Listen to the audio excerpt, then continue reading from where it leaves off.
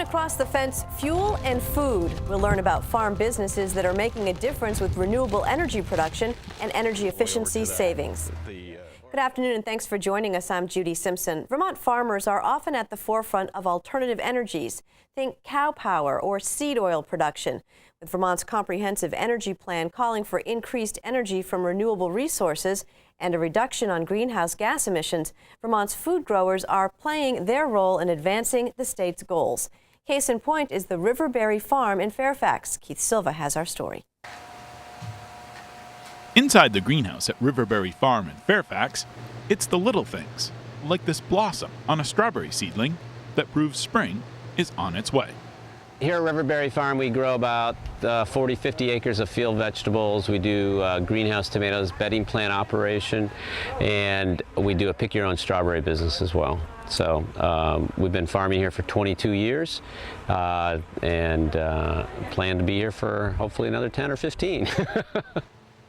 For small fruit and vegetable growers like Marchant, the growing season starts small and flat, or in flats, as the case may be.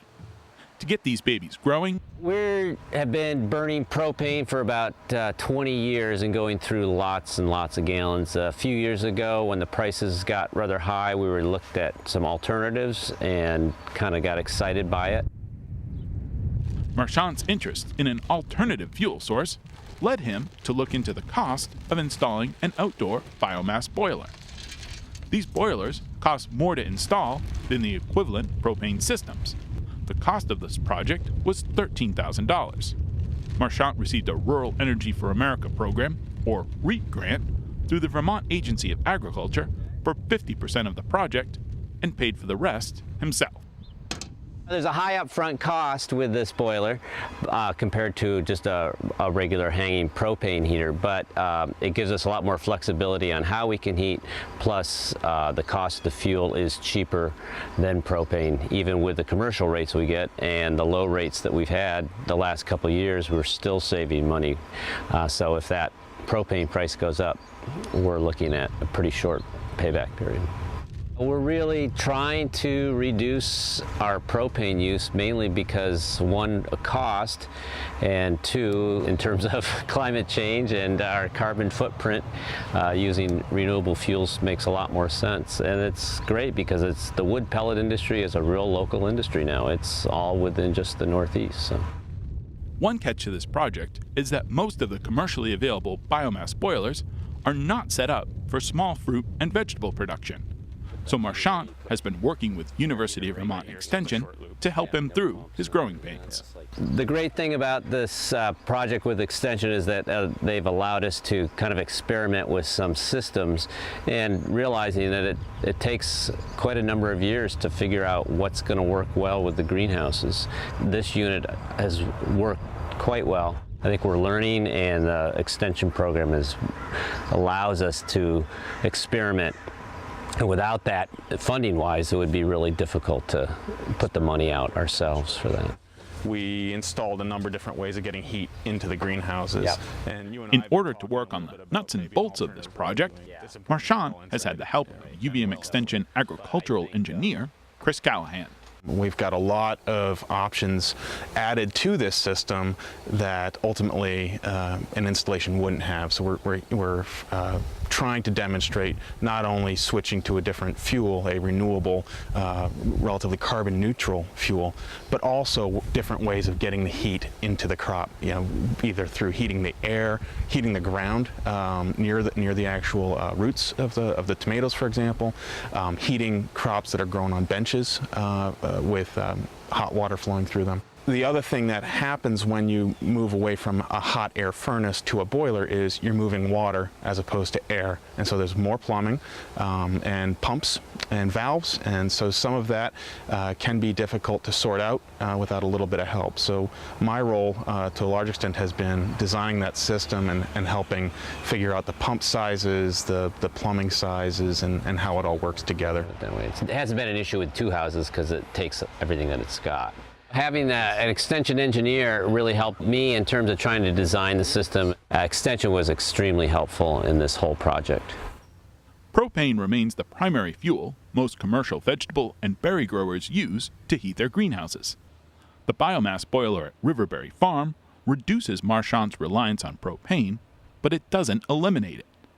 The other reduction going on here is hard to see, but it's easy to understand when you go for a drive. In Dave's installation here, he's avoiding about 460 gallons of propane a year by using a biomass boiler. That's about 5,000 pounds of carbon dioxide that's being avoided on a net basis. And that translates to about 5,000 passenger miles of car travel in this one greenhouse, in this one boiler, and in a very short season. That's about the distance it would take to drive round trip from Fairfax, Vermont to Fairfax, Virginia. 5 times.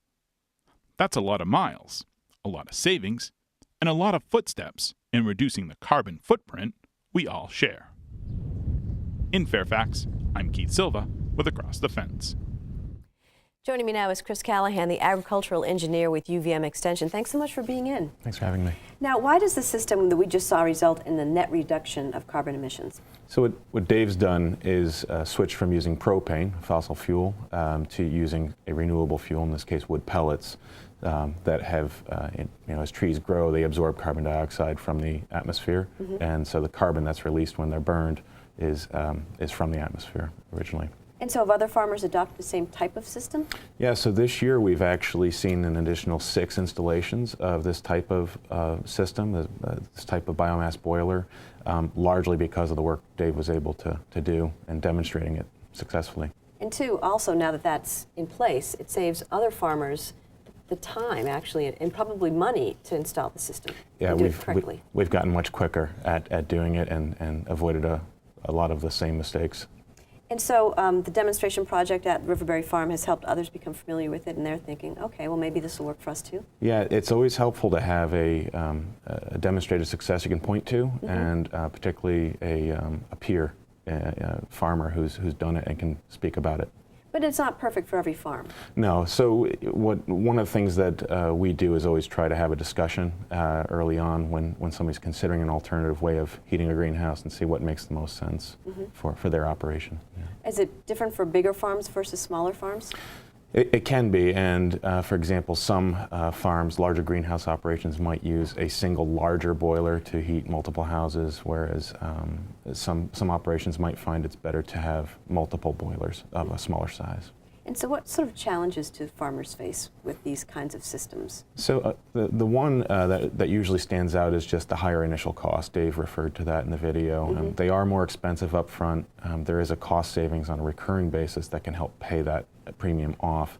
The other is just getting the system squared away, understanding how it's going to be installed. It's a different way of doing the job. It's a propane heater that just hangs in a greenhouse is pretty straightforward.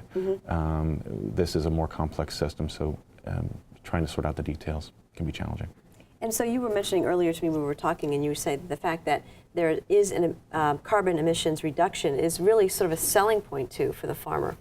Yeah, many of the farms that I've worked with, particularly the early adopters, are motivated not only by the potential cost savings on a recurring basis, but also by the carbon emissions reduction.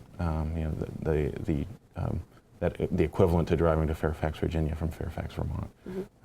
I think people don't realize too that farmers are under a lot of pressure because the growing season is so short here, and they're trying to extend it.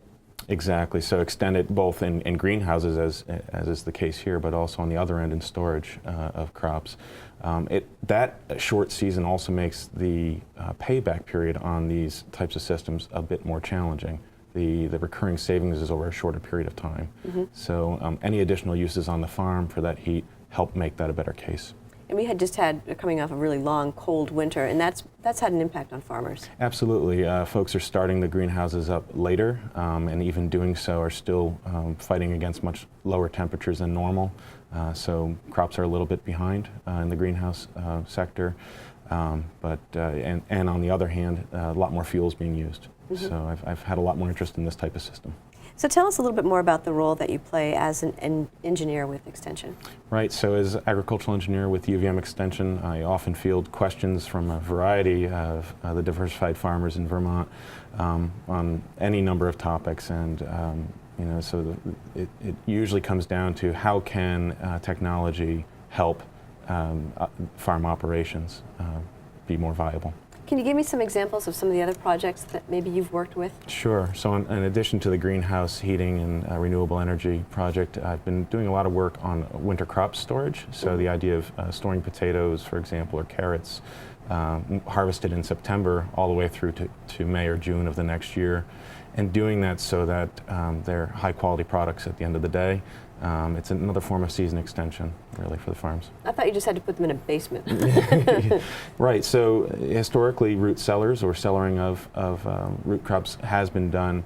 One of the things that happens, though, is there's significant loss when conditions are suboptimal. And so one of the things we've been doing is focusing on really maintaining very, very close control of temperature and humidity so that the farms have much reduced loss at the end of the day, and that translates to profit. And so some of these farmers have actually done some of these projects as far as are working on these kinds of things? Yeah, we have 10 sites around the state where we've implemented a remote monitoring system that enables the farmer to actually monitor their crops in storage from their iPhone or from the comfort of their desk. And we've seen significant reduction in waste. As you know, before the project, waste rates of about 20% of stored crop, going down to about 5% with the monitoring. Wow, that's significant. Yeah. And so it allows farmers, obviously, to sell more product. Yes, sell more product, and also allows them to operate in times of year when cash flow can sometimes be challenging. Mm-hmm. And so the biomass boiler that we saw in the greenhouse, can they also be used for other applications? Absolutely, and in fact, it's something that makes the whole system pay off much sooner. For example, if you have another heat load, say a packing house, in addition to the greenhouse, that's needed at a different time of year. That helps the boiler be used for a larger portion of the year and pay it off sooner. I hadn't thought of that. Obviously, you're just thinking wintertime. Yeah, but anything that might be able to use heat or hot water. Mm-hmm. Yeah. What are some of the other applications that you've worked on? I mean, some other food products that have been helped through some of the work that you've done? Right, so I'm getting more involved in food processing. So, and in Vermont, that tends to be light processing, things like adding value to meats through curing or other types of processing. A lot of the same principles are at work. You know, how do we control conditions so that foods are delivered safely to consumers and with high quality? Do these projects take a lot of time to sort of research and work through? There's a fair bit. It's a diverse set of projects that I get to work on, and so they're always learning something new. And you know, again, that really to me gets back to Extension's mission to provide knowledge-based research to work. And do the farmers come up with some ideas themselves, or is it driven mostly by the engineering? No, it's I try to be open to you know, what I consider the farmers I get to work with to be just incredibly pioneering and innovative, and so most of the ideas are coming from them, and my job is to help them pursue those ideas. Mm-hmm. I think it's interesting that there's that connection that people probably don't think about is energy. You need energy to produce food. Absolutely, and it's something we've historically somewhat ignored. But as we get closer to our food systems and as fuel and energy costs increase, it becomes increasingly important to understand that. And so it's a majority of my work right now. Mm-hmm. And there's a lot of pressure on farmers too to, as you said, extend the season and provide more produce more times of the year. Right. Yeah. Absolutely. People want local food year-round, and that's a large part of what we're working on. Mm-hmm. And they actually kind of expect it too. We were talking earlier too, and you said by the time spring arrives, not only do people want sort of spring vegetables, but they also want vegetables maybe that they are used to seeing midsummer. That's right, yeah. And again, that's the important part of having a greenhouse heated, is enabling a jump start on that season. If people are interested in getting more information about on-farm energy alternatives, what should they do? So the Extension website, which I believe is on the screen now, is a good source for information. I'd also encourage people to explore the Vermont Food Atlas, which is a project of the Vermont Farm to Plate Network. And they can get information there. Yes. All right. Well, I want to thank you for joining us today. Okay. And that's our program for today. I'm Judy Simpson. We'll see you again next time on Across the Fence.